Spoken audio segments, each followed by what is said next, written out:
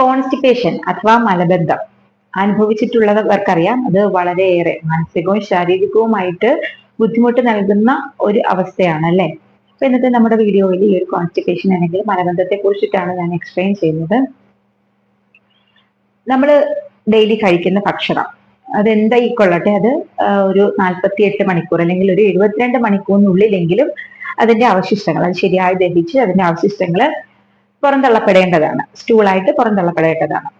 പക്ഷെ ചില അവസരങ്ങളിൽ ഇതിങ്ങനെ സംഭവിക്കാതെ വരുന്നു. നമ്മൾ കഴിച്ച ഭക്ഷണം 2 ദിവസം കഴിഞ്ഞിട്ടോ അല്ലെങ്കിൽ 3 ദിവസം കഴിഞ്ഞിട്ടും പുറത്ത് പോകാതെ വരുന്ന, പൂർണ്ണമായിട്ടും പുറത്ത് പോകാതെ വരുന്ന ഒരു അവസ്ഥ തന്നെയാണ് കോൺസ്റ്റിപ്പേഷൻ അല്ലെങ്കിൽ മലബന്ധം എന്ന് പറയുന്നത് അല്ലെ. ശരിക്കും ഈ ഒരു നമ്മൾ കഴിക്കുന്ന ഭക്ഷണം നമ്മളുടെ വയറിൽ എത്തുന്നത്, അതുപോലെ തന്നെ അതിന്റെ ഡൈജഷൻ നടക്കുന്നത്, അബ്സോർഷൻ നടക്കുന്നത്, അത് സ്റ്റൊമക്കിൽ നിന്നും സ്മോൾ ഇൻറ്റസ്റ്റൈനിലേക്കും അത് കഴിഞ്ഞിട്ട് ലാർജ് ഇൻറ്റസ്റ്റൈനിലേക്കും പോയി അത് ഫിൽറ്റർ ചെയ്ത് അതിന്റെ വേസ്റ്റ് മെറ്റീരിയൽസ് പുറന്തള്ളപ്പെടുന്നതും എല്ലാം നടക്കുന്നത് ഈ ഒരു ഡൈജസ്റ്റീവ് സിസ്റ്റം അല്ലെങ്കിൽ ഡൈജസ്റ്റീവ് ട്രാക്ട് വഴിയാണ്. അപ്പൊ ഈ ഒരു ട്രാക്റ്റിന്റെ ഉള്ളിലുള്ളത് ഒരു മ്യൂക്കസ് മെംബ്രെയിൻ ആണ്, ഒരു വഴുവഴുപ്പുള്ള ഒരു സ്കിന്നാണ്. അപ്പൊ ഈ ഒരു മ്യൂക്കസ് മെംബ്രെയിനും അതുപോലെ തന്നെ ഇതിന്റെ ഒരു പ്രത്യേക തരത്തിലുള്ള മൂവ്മെന്റ് ഉണ്ട് നമ്മുടെ ഡൈജസ്റ്റീവ് ട്രാക്റ്റിന്. പെരിസ്റ്റാൾട്ടിക് മൂവ്മെന്റ് എന്നാണ് പറയുന്നത്. ഒരു വേവ് പോലുള്ള ഒരു മൂവ്മെന്റും ഉണ്ട്. ഇതെല്ലാമാണ് നമ്മളുടെ ഈ ഒരു പ്രോസസ്സിന്, ഡൈജഷൻ, അതുപോലെ തന്നെ അബ്സോർപ്ഷൻ, അതുപോലെ തന്നെ വേസ്റ്റ് മെറ്റീരിയൽ റിമൂവൽ, ഇതിനെല്ലാം സഹായിക്കുന്നത്. അപ്പൊ ഈ ഒരു മ്യൂക്കസ് മെംബ്രെയിനിന്റെ ആ ഒരു മ്യൂക്കസ് പ്രൊഡക്ഷൻ കുറഞ്ഞു വരുന്നു, അല്ലെങ്കിൽ അതിന്റെ ഒരു വഴുവഴുപ്പ് നഷ്ടപ്പെടുന്നു. അതുപോലെ തന്നെ ഈ ഒരു പെരിസ്റ്റാൾട്ടിക് മൂവ്മെന്റിന് കുറവ് സംഭവിക്കുന്നു, ശരിയായ രീതിയിൽ ഒരു മൂവ്മെന്റ് നടക്കാതെ വരുന്നു. അതെല്ലാം കൊണ്ടാണ് നമുക്ക് പലപ്പോഴും മലബന്ധം അല്ലെങ്കിൽ കോൺസ്റ്റിപ്പേഷൻ സംഭവിക്കുന്നത്. ഇത് കൂടിയ അളവിലാണ് ഉൽപ്പാദിപ്പിക്കപ്പെടുകയും മ്യൂക്കസ് കൂടിയ അളവിൽ ഉൽപ്പാദിപ്പിക്കപ്പെടുകയും അതുപോലെ തന്നെ വിഗറസ് ആയിട്ട് പെരിസ്റ്റാൾട്ടിക് മൂവ്മെന്റ് നടക്കുകയും ചെയ്യുമ്പോഴാണ് നമുക്ക് ഡയേറിയ ഉണ്ടാകുന്നത്. മലബന്ധത്തിന്റെ കാരണങ്ങൾ പറയുമ്പോൾ നമ്മൾ കഴിക്കുന്ന ഭക്ഷണങ്ങൾ ഉൾപ്പെടെ നമുക്ക് വരുന്ന പലതരത്തിലുള്ള രോഗങ്ങളുടെ അല്ലെങ്കിൽ നമ്മളുടെ ഹോർമോണൽ ഇംബാലൻസിന്റെ ഫലമായിട്ട് വരെ നമുക്ക് ഇത്തരത്തിൽ കോൺസ്റ്റിപ്പേഷൻ സംഭവിക്കാം. ഏറ്റവും പ്രധാന കാരണം എന്ന് പറയുന്നത്, അല്ലെങ്കിൽ ഏറ്റവും സിമ്പിൾ ആയിട്ടുള്ള കാരണം എന്ന് പറയുന്നത്, നമ്മൾ കഴിക്കുന്ന ഭക്ഷണങ്ങൾ തന്നെയാണ്. യാതൊരു തരത്തിലുള്ള ഫൈബർ കണ്ടന്റും ഇല്ലാത്ത ഭക്ഷണങ്ങൾ കഴിക്കുമ്പോൾ നമുക്ക് ഈ ഒരു രീതിയിൽ കോൺസ്റ്റിപ്പേഷൻ വരാനുള്ള സാധ്യതയുണ്ട്. അത് ശരിയായ രീതിയിൽ ഡൈജസ്റ്റഡ് ആവാതെ വരുന്നു. അപ്പോൾ അത് പുറന്തള്ളപ്പെടാൻ പറ്റാതെ വരുന്നു, അത് ഭയങ്കരമായിട്ട് ബുദ്ധിമുട്ടാവുന്നു. അങ്ങനെ കോൺസ്റ്റിപ്പേഷൻ സംഭവിക്കാം. പിന്നെ അമിതമായിട്ട് വറുത്തത്, പൊരിച്ചത്, മസാല കൂടുതലുള്ള ഭക്ഷണങ്ങൾ കഴിക്കുമ്പോൾ, പ്രോട്ടീൻ അമിതമായിട്ടുള്ള ഭക്ഷണങ്ങൾ കഴിക്കുമ്പോൾ, അതുപോലെ തന്നെ നമ്മൾ കഴിക്കുന്ന ഭക്ഷണത്തിൽ വൈറ്റമിൻ B12 അഭാവം ഉണ്ടെങ്കിൽ, അതുപോലെ വൈറ്റമിൻ ഡിയുടെ അഭാവം ഉണ്ടെങ്കിൽ, പിന്നെ പ്രത്യേകിച്ച് ആന്റി ഓക്സിഡൻസിന്റെ ഒക്കെ കുറവുണ്ടെങ്കിലൊക്കെ നമുക്ക് ഈ ഒരു ഡൈജഷൻ പ്രോബ്ലം വരാനും കോൺസ്റ്റിപ്പേഷൻ വരാനും ഉള്ളത് സാധ്യതയുണ്ട്.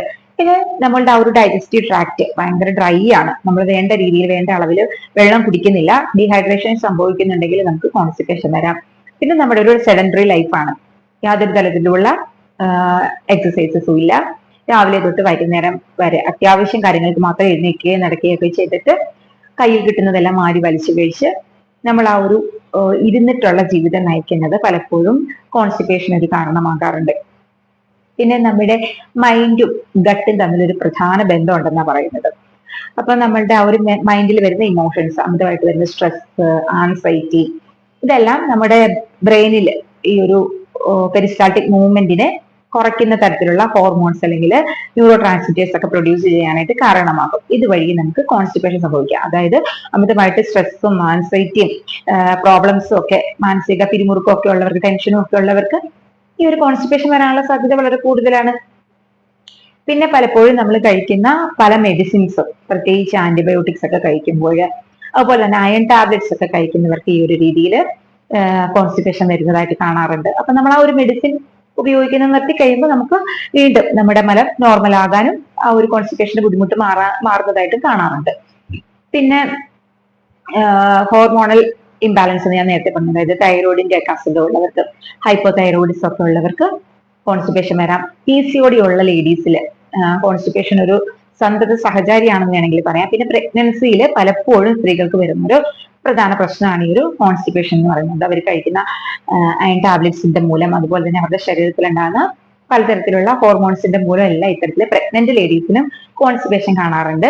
കൂടാതെ നമുക്ക് വയറിന് വരുന്ന പലതരത്തിലുള്ള അസുഖങ്ങൾ, അൾസർ ആവട്ടെ, അല്ലെങ്കിൽ ഹെമറോയിഡ്സ്, പൈൽസ് ആവട്ടെ, പിന്നെന്താ സ്റ്റൊമക് ക്യാൻസർ പോലെയുള്ള എല്ലാ തരത്തിലുള്ള പ്രശ്നങ്ങളുടെയും കൂടെ ഈ ഒരു കോൺസ്റ്റിപ്പേഷൻ അതിന്റെ ഒരു സിംറ്റം ആയിട്ട് കാണാറുണ്ട്. പിന്നെ ഈ ഒരു കോൺസ്റ്റിപ്പേഷനുള്ള ആളുകൾക്കറിയാം അവരുടെ ലക്ഷണങ്ങൾ എന്തൊക്കെയാണെന്നുള്ളത് പ്രത്യേകിച്ച് പറയേണ്ട കാര്യമില്ല. ഒന്നെന്നുണ്ടെങ്കിൽ അവർക്ക് തീരെ ബാത്റൂമിൽ പോകാൻ പറ്റത്തില്ലാത്ത ഒരു അവസ്ഥയായിരിക്കും. അവർക്ക് തോന്നലും ഉണ്ടാവില്ല, ബാത്റൂമിലിട്ട് പോകുന്നും ഉണ്ടാവില്ല.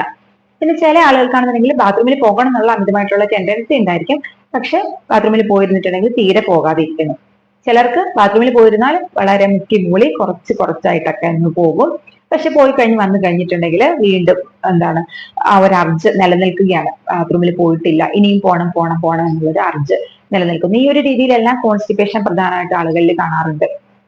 പിന്നെ പലപ്പോഴും ഇതിനോടൊപ്പം നമുക്ക് തലവേദന വരാം, നോസിയ, വോമിറ്റിങ് പോലെയുള്ള സിംറ്റംസ് വരാം, നടുവേദന ചില ആളുകൾക്ക് വരാറുണ്ട്. പിന്നെ ഇതിന്റെ ഒരു കോംപ്ലിക്കേഷൻ എന്ന് വെച്ചിട്ടുണ്ടെങ്കിൽ സ്ഥിരമായിട്ട് ഈ ഒരു കോൺസ്റ്റിപ്പേഷൻ വരുന്ന ആളുകൾക്ക് പിന്നീട് ഭാവിയിൽ പലതരത്തിലുള്ള രോഗങ്ങൾ, സ്റ്റൊമക് ക്യാൻസർ തൊട്ട് ഉള്ള പ്രശ്നങ്ങൾ, അൾസേഴ്സ്, പെറ്റിക് അൾസേഴ്സ്, അതുപോലെ തന്നെ നമ്മൾ ഡിഫിക്കേഷൻ ഒക്കെ ചെയ്യുന്ന സമയത്ത് ഇത് സ്റ്റൊമക്കിൽ കുറെ സമയം കിടക്കുന്നുണ്ടല്ലോ ഈ ഒരു മലം, കോൺസ്റ്റിപ്പേഷൻ ഉള്ളതില്ല. അതുകൊണ്ട് തന്നെ ഇതിൽ നിന്ന് മാക്സിമം വെള്ളവും ആ ഒരു സമയം കൊണ്ട് വലിച്ചെടുക്കുന്നുണ്ടാവും. അതുകൊണ്ട് തന്നെ ഈ ഒരു സ്റ്റൂൾ എങ്ങനെയായിരിക്കും, ഭയങ്കര കട്ടിയായിരിക്കും, ചിലപ്പോൾ അതിന് കറുപ്പ് കളറൊക്കെ ഉണ്ടായിരിക്കും. അതുകൊണ്ട് തന്നെ ഇതിന്റെ ആ ഒരു റിമൂവൽ എന്ന് പറഞ്ഞിട്ടുണ്ടെങ്കിൽ ഭയങ്കര പെയിൻഫുൾ ആയിരിക്കും. മാത്രമല്ല ഇത് പോകുന്ന വഴി ആ ഒരു മ്യൂക്കസ് മെംബ്രെയിനിനെ എല്ലാം കീറി മുറിച്ചിട്ടായിരിക്കും വരുന്നത്. അതുകൊണ്ട് തന്നെ ബ്ലീഡിങ് ഉണ്ടാവാനുള്ള സാധ്യത വളരെ കൂടുതലാണ്. അങ്ങനെ അവിടെ ആ ഒരു ഏനസിന്റെ ഭാഗത്ത് അൾസേഴ്സ് ഫോം ചെയ്യാം, ഫിഷറുകൾ ഉണ്ടാക്കാം. പിന്നീട് അത് ഭാവിയിൽ സൈനസ് ആയി മാറാനുള്ള പ്രോബ്ലം ഉണ്ട്. പിന്നെ പൈൽസ്, ഹെമറോയിഡ്സ് പോലെയുള്ള ബുദ്ധിമുട്ടുകളിലേക്കെല്ലാം ഈ ഒരു കോൺസ്റ്റിപ്പേഷൻ നമ്മളെ ഭാവിയിൽ നയിച്ചേക്കാം. മലബന്ധം നമുക്ക് എങ്ങനെ മാറ്റിയെടുക്കാമെന്ന് നോക്കാം. സിമ്പിൾ ആയിട്ട് നമുക്ക് വീട്ടില് ഈ ഒരു ചെറിയ പ്രശ്നങ്ങളൊക്കെ ഉള്ളൂ എന്നുണ്ടെങ്കിൽ അതിനെ മാറ്റിയെടുക്കാനായിട്ട് തീർച്ചയായിട്ടും നമ്മളുടെ ഡയറ്റിൽ ഒന്ന് ശ്രദ്ധിച്ചാൽ മതി. അപ്പൊ പ്രോപ്പറായിട്ട് ഫൈബർ അടങ്ങിയിട്ടുള്ള, ഫൈബർ റിച്ച് ആയിട്ടുള്ള ഭക്ഷണങ്ങൾ കഴിക്കാൻ വേണ്ടിയിട്ട് ശ്രദ്ധിക്കുക. പിന്നെ പ്രീബയോട്ടിക്സ്, പ്രോബയോട്ടിക്സ്, എല്ലാ തരത്തിലുള്ള ന്യൂട്രിയൻസ്, വൈറ്റമിൻസ് ഒക്കെ അടങ്ങിയിട്ടുള്ള ഭക്ഷണങ്ങൾ കഴിക്കുക. അപ്പം അത് ധാരാളം ഇലക്കറികള്, പച്ചക്കറികൾ, ലെഗ്യൂമിനസ് പ്ലാന്റ്സ് ഉണ്ടല്ലോ നമ്മളുടെ ചെറിയ പയർ വർഗ്ഗങ്ങൾ, അച്ചിങ്ങ, ബീൻസ് പോലെയുള്ള പയറുകൾ, ഇതെല്ലാം ഫൈബർ റിച്ച് ആണ്. അതുപോലെ തന്നെ വഴുവഴുപ്പുള്ള പച്ചക്കറികൾ, വെണ്ടയ്ക്ക, വഴുതനങ്ങ, അതുപോലെ തന്നെ പേരയ്ക്ക, ഇതിലെല്ലാം ധാരാളം ഫൈബേഴ്സ് അടങ്ങിയിട്ടുണ്ട്. അപ്പൊ ഇതെല്ലാം നമ്മളുടെ ഭക്ഷണത്തിൽ കൂടുതലായിട്ട് ഉൾപ്പെടുത്താൻ വേണ്ടിയിട്ട് ശ്രദ്ധിക്കുക. അതോടൊപ്പം ധാരാളം വെള്ളം കുടിക്കുക. ഒരു സ്റ്റമക് ലൈനിങ് ഹൈഡ്രേറ്റഡ് ആയിട്ട് ഇരിക്കേണ്ടതിന് ധാരാളം വെള്ളത്തിന്റെ ആവശ്യമുണ്ട്. അപ്പം ആവശ്യത്തിന് നല്ല രീതിയിൽ തന്നെ വെള്ളം കുടിക്കുക. പിന്നെ ഡെയിലി നമ്മൾ ഈ ഒരു എഴുന്നേറ്റ് വരുന്ന ആ ഒരു സമയത്ത് തന്നെ നമുക്കൊരു ഗ്ലാസ് വെള്ളം അല്ലെങ്കിൽ 2 ഗ്ലാസ് വെള്ളം ചെറു ചൂടോടുകൂടി കുടിക്കുന്നതും ഈ ഒരു ബോവൽ മൂവ്മെന്റ്സ് ഒക്കെ കറക്റ്റ് ആക്കാനും എളുപ്പമാക്കാനും ഒക്കെ ഒരുപാട് ഹെൽപ്പ് ചെയ്യാറുണ്ട്. അപ്പം അതും നമ്മളുടെ ഒരു ജീവിതത്തിന്റെ സ്ഥിരമായിട്ടുള്ള ഒരു ശീലമാക്കാൻ വേണ്ടിയിട്ട് ശ്രദ്ധിക്കാം. പിന്നെ അമിതമായിട്ടുള്ള സ്പൈസി ആയിട്ടുള്ള ഫുഡ്, അതുപോലെ ആൽക്കഹോളിന്റെ ഉപയോഗം, പുകയുടെ ഉപയോഗം, പുകയൊക്കെ ഉപയോഗിച്ച് കഴിഞ്ഞിട്ടുണ്ടെങ്കിൽ, പുകവലിക്കുന്ന സ്മോക്കിംഗ് ഒക്കെ സ്ഥിരമായിട്ട് ചെയ്യുന്നവരിൽ ഈ ഒരു പെരിസ്റ്റാൾട്ടിക് മൂവ്മെന്റ് വളരെയേറെ കുറവായിരിക്കും കേട്ടോ. അപ്പൊ അവർക്ക് ഇത്തരത്തിലുള്ള എല്ലാ പ്രശ്നങ്ങളും, അബ്ഡോമിനെ സംബന്ധിച്ച് ഒരുപാട് പ്രശ്നങ്ങൾ വരാനുള്ള സാധ്യതയുണ്ട്. അപ്പൊ സ്മോക്കിംഗ് ഒക്കെ ഒന്ന് ഒഴിവാക്കുക. അതുപോലെ നമ്മളുടെ മൈൻഡിനെ ഒന്ന് കാമാക്കുക. അപ്പൊ ആൻസൈറ്റി, സ്ട്രെസ്, ടെൻഷൻ ഒക്കെ ഉള്ളവരാണെന്നുണ്ടെങ്കിൽ അതൊക്കെ ഒന്ന് മാറ്റി വെച്ചിട്ട് കുറച്ച് സമയമൊക്കെ നമ്മളുടെ ആ ഒരു മീ ടൈമിന് വേണ്ടിയിട്ട് കൊടുക്കുക. അതുപോലെ തന്നെ റെഗുലർ ആയിട്ട് എക്സസൈസ് ചെയ്യാൻ വേണ്ടിയിട്ട് ശ്രദ്ധിക്കുക. പിന്നെ പലപ്പോഴും നമ്മളുടെ ഒരു റുട്ടീൻ കറക്റ്റ് ആക്കാൻ വേണ്ടിയിട്ട് ശ്രദ്ധിക്കുക. അതായത് നമ്മൾ ഡെയിലി എല്ലാ ദിവസവും ഒരേ സമയത്ത് തന്നെ ബാത്റൂമിൽ പോകുന്നത് ഒരു ശീലമാക്കാൻ വേണ്ടിയിട്ട് ശ്രദ്ധിക്കുക. അങ്ങനെയാണെന്നുണ്ടെങ്കിൽ ഓട്ടോമാറ്റിക്കലി ആ ഒരു സമയത്ത് നമുക്ക് ഈ ഒരു തോന്നൽ വരികയും, ബാത്റൂമിൽ പോകണം എന്നുള്ള ഒരു തോന്നൽ വരികയും അതിനനുസരിച്ച് ആ ഒരു സമയത്ത് നമുക്ക് പെട്ടെന്ന് തന്നെ ബാത്റൂമിൽ പോകാൻ പറ്റുകയൊക്കെ ചെയ്യുന്നത് സാധ്യമാണ്. അങ്ങനെ നമുക്ക് ഈ ഒരു കോൺസ്റ്റിപ്പേഷൻ മാറ്റിയെടുക്കാം. നമ്മുടെ ശരീരത്തിൽ ഒരു ബയോളജിക്കൽ ക്ലോക്ക് ഉണ്ട്. നമ്മുടെ ബ്രെയിനിൽ കാണുന്ന ഒരു ഗ്ലാൻഡ് ആണിത്. അപ്പൊ ഈ ഒരു ക്ലോക്കിന്റെ പ്രവർത്തനം മൂലമാണ് പലപ്പോഴും നമ്മുടെ ശരീരത്തിലെ എല്ലാ കാര്യങ്ങളും ആ ഒരു ക്രമം അനുസരിച്ച് നടക്കുന്നത്. സ്ത്രീകളിലാണെന്നുണ്ടെങ്കിൽ ആർത്തവം ഒരു സൈക്ലിക് ആയിട്ട് നടക്കുന്നതും, അതുപോലെ തന്നെ നമുക്ക് കറക്റ്റ് സമയത്ത് ഭക്ഷണം കഴിക്കാൻ തോന്നുന്നത്, ആ വിശപ്പ് വരുന്നത്, അതുപോലെ തന്നെ ഒരു കറക്റ്റ് സമയത്ത് ഉറങ്ങാൻ പറ്റുന്നത്, എഴുന്നേൽക്കുന്നത്, അതുപോലെ നമ്മളുടെ ഇത്തരത്തിലുള്ള ബാത്റൂമിൽ പോകുന്ന പോലെയുള്ള നമ്മളുടെ അർജിനെയൊക്കെ കൺട്രോൾ ചെയ്യുന്ന ഒരു ഗ്ലാൻഡ് ആണത്. അതിനെയാണ് ബയോളജിക്കൽ ക്ലോക്ക് എന്ന് പറയുന്നത്. അപ്പൊ നമുക്ക് ഇതിന്റെ എല്ലാ ഒരു ശീലം നമ്മൾ കറക്റ്റ് ആയിട്ട് ഉണ്ടെന്നുണ്ടെങ്കിൽ നമ്മളുടെ ഈ ഒരു ബയോളജിക്കൽ ക്ലോക്കിൽ അത് അലാറം അനുസരിച്ച് നമ്മുടെ ബോഡി തന്നെ അതിനെ സെറ്റ് ചെയ്യപ്പെടും. അപ്പൊ നമുക്ക് ഈ ഒരു സമയത്ത് ഓട്ടോമാറ്റിക്കലി ബാത്റൂമിൽ പോകാൻ തോന്നുകയും നമ്മൾ കോൺസ്റ്റിപ്പേഷൻ ഇല്ലാതെ തന്നെ പോകാനായിട്ട് സാധിക്കുകയും ചെയ്യാറുണ്ട്. അപ്പൊ ഈ ഒരു ക്ലോക്കിന്റെ പ്രവർത്തനം എന്ന് പറഞ്ഞിട്ടുണ്ടെങ്കിൽ നമ്മൾ ഇന്റേണൽ ആൻഡ് എക്സ്റ്റേണൽ എൻവയോൺമെന്റിനെ ഒക്കെ എന്താണ് ആശ്രയിച്ചിട്ടായിരിക്കും ഇരിക്കുന്നത്. അപ്പൊ നമ്മൾ ചില ആളുകൾ പറയാറുണ്ട് വീട് മാറിക്കഴിഞ്ഞിട്ടുണ്ടെങ്കിൽ ശരിയായ രീതിയിൽ ഉറങ്ങാൻ പറ്റുന്നില്ല, അല്ലെങ്കിൽ എന്നും കിടന്നുറങ്ങുന്ന സമയത്ത് ഉറങ്ങാൻ പറ്റുന്നില്ല, ഡിസ്റ്റർബൻസ് വരാറുണ്ട്. അതുപോലെ തന്നെ എന്ന് ഉപയോഗിക്കുന്ന ബാത്റൂം അല്ല വേറെ എവിടെയെങ്കിലും പുറത്ത് പോയി കഴിഞ്ഞിട്ടുണ്ടെങ്കിൽ അവർക്ക് ബാത്റൂമിൽ പോകാൻ പറ്റത്തില്ല എന്നല്ല പറയാറുണ്ട്. ഇതെല്ലാം ഈ ഒരു ബയോളജിക്കൽ ക്ലോക്കിന് ഉണ്ടാകുന്ന കൺഫ്യൂഷൻ കൊണ്ടാണ് കൂടുതലായിട്ട് സംഭവിക്കുന്നത്. അപ്പോൾ ഈ ഒരു ശീലങ്ങളൊക്കെ നമ്മൾ കറക്റ്റ് ആയിട്ട് റുട്ടീനായിട്ട് കൊണ്ടുവരികയാണെന്നുണ്ടെങ്കിൽ നമുക്ക് ഈ ഒരു കോൺസ്റ്റിപ്പേഷന് പെട്ടെന്ന് തന്നെ വേറെ അണ്ടർലൈൻ കോസസ് ഒന്നും ഇല്ലെന്നുണ്ടെങ്കിൽ മാറ്റിയെടുക്കാൻ സാധിക്കുന്നതേ ഉള്ളൂ. പിന്നെ ഫ്ലാക്സ് സീഡ്സ്, അതുപോലെ ഉലുവ, എള്ള്, ഇതൊക്കെ രാവിലെ വെറും വയറ്റിൽ കഴിക്കുന്നത്, തലേദിവസം കുതിർത്ത് വെച്ചിട്ട് രാവിലെ വെറും വയറ്റിൽ കഴിക്കുന്നത്, അതുപോലെ തന്നെ നെല്ലിക്ക രാവിലെ വെറും വയറ്റിൽ കഴിക്കുന്നതൊക്കെ ഈ ഒരു കോൺസ്റ്റിപ്പേഷന്റെ ബുദ്ധിമുട്ടിനെ ഒരു പരിധി വരെ ഹെൽപ്പ് ചെയ്യാൻ വേണ്ടിയിട്ട് അല്ലെങ്കിൽ മാറ്റാൻ വേണ്ടിയിട്ട് ഹെൽപ്പ് ചെയ്യാറുണ്ട്.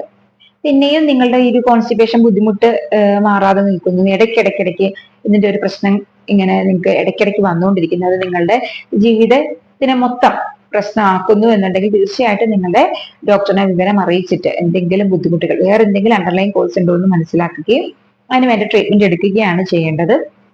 അപ്പൊ നമുക്ക് ഹോമിയോപ്പതിയിൽ ഇത്തരത്തിലുള്ള എല്ലാ പ്രശ്നങ്ങളെയും മലബന്ധം അല്ലെങ്കിൽ മലബന്ധം ഉണ്ടാക്കുന്ന തരത്തിലുള്ള എല്ലാ രോഗങ്ങളെയും വളരെ എഫക്റ്റീവ് ആയിട്ട് ചികിത്സിച്ച് മാറ്റാനായിട്ടുള്ള മെഡിസിൻസും അവൈലബിൾ ആണ്.